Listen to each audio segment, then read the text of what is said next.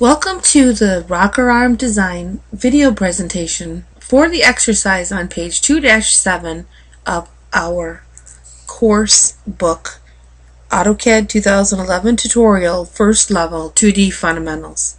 The first thing we want to do is save the file. Navigate to the folder that you'd like to use to save this file and call it either rocker arm design or the name of your assignment for your class, and then pick save.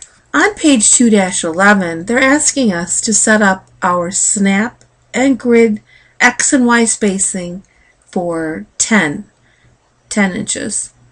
So we'll turn on the snap mode by picking the second icon at the bottom left corner and then right click with your pointer rested on that icon and pick settings. Here in the snap X spacing, I'll type in 10, and when I pick inside the Y spacing, it matches the X spacing. In the grid X spacing, I'll type in 10 and pick the Y spacing. Now I have a snap XY spacing and a grid XY spacing of 10. Let's go ahead and pick OK.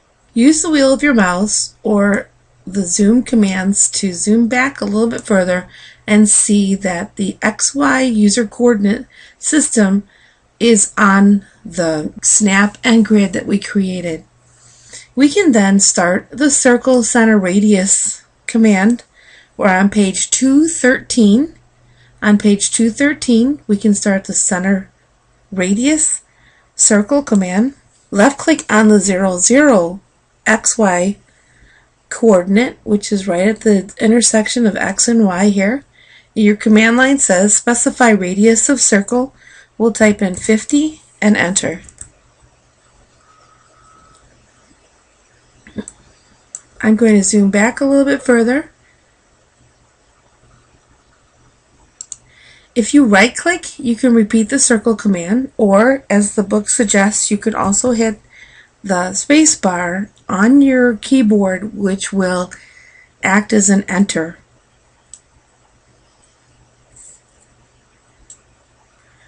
For the next circle, we're going to type in the coordinates for the center point of the circle. Your command line should say specify center point for circle.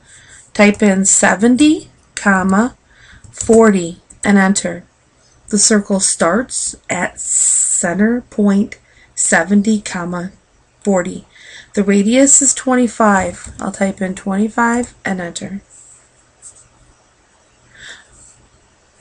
We're going to repeat that command again. You can pick it up here in the panel under center radius or right click and pick circle and type in for the center point of the circle, watching your command line, -50, -60 and enter. -50, -60. The radius is the same, and since it's in brackets there, we can go ahead and press enter.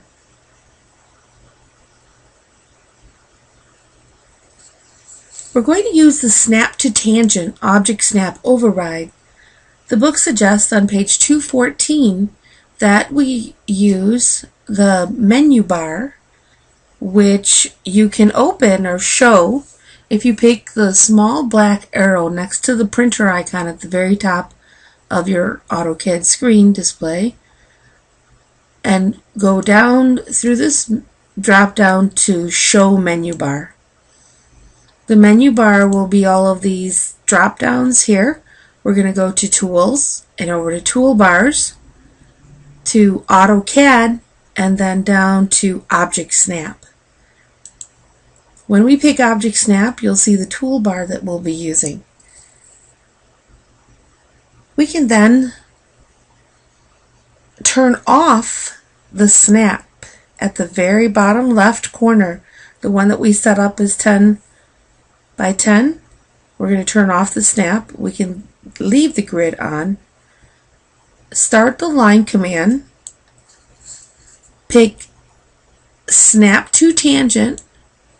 Get close to this top right circle here on the left side of the top right circle until you see the small icon that looks like a circle with a line on top of it. You can then left click and then go back to the snap to tangent icon and pick the top of the other circle. Here, right click and pick enter, and then starting the line command again, we can right click and pick repeat line, pick snap to tangent and the top of this circle, then snap to tangent again and the bottom left of this bottom circle. So we start the line command, pick up the snap to tangent, select the circle, and then pick up the snap to tangent again and select the circle. Right click and pick enter. And that is on page 2-15. On 2-16, you'll see that they selected the circle with snap to tangent and then the circle again with snap to tangent. We're going to use tangent radius to create a circle that's here and trim that piece out. So in the draw panel, under the circle drop down, we can pick tangent radius and then pick the bottom of this top circle and pick this bottom of the larger circle. Type in here for the radius 50 and enter. You just drew a circle using tangent. We'll draw another circle here using tangent radius. This time we'll pick the larger circle and the smaller one, and then the radius for this circle is 40 and enter. On page 2-19, we can start the trim command. You have an option here of selecting a boundary edge or a cutting edge, or pressing enter to select everything as a cutting edge. If you look at your command line, it says select your objects as cutting edges or select all. So if we just go ahead and press enter, everything becomes a cutting edge. We can then select the pieces of this exercise that we don't want to keep. Selecting here the circles, on the portion of the circles that we don't want to keep. Right click and pick enter to go back to the command line, command colon. On page 2-21, we're drawing a polygon. Under the draw panel, we can find the polygon command.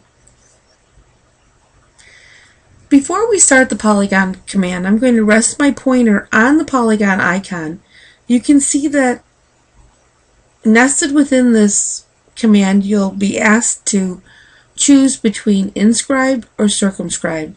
And the difference is that one radius will go to the corners of the polygon or create a radius around the polygon, and the other one will create a radius that goes to the straight line, the midpoint of the line, and actually is the radius that would go inside the polygon. So let's go ahead and start the polygon command on page 2-21. They're asking us to type in 6 because our command line is asking us to enter the number of sides. We'll type in 6 and enter. And then we're going to type in 0, 0. We don't have the grid snap on. Instead, we'll type in 0, 0 and enter. And then watching your command line, you're asked if you want to use that inscribe or circumscribe. The book is suggesting that you type in C for circumscribe and enter. And notice here that when you pull your mouse away from that center point, we're really determining a radius of a circle that's inside the polygon, or the distance between the center and the straight line, and not the corner of the polygon. The radius of this polygon is 30. I'll type in 30 and enter. Now on page 2-22, we're going to draw another polygon. This one, you can start the Polygon Command. We'll type in 4 sides, and enter. The center of the polygon is the center of this circle. We can pick up the Snap to Center icon that's in the toolbar, Object Snap toolbar.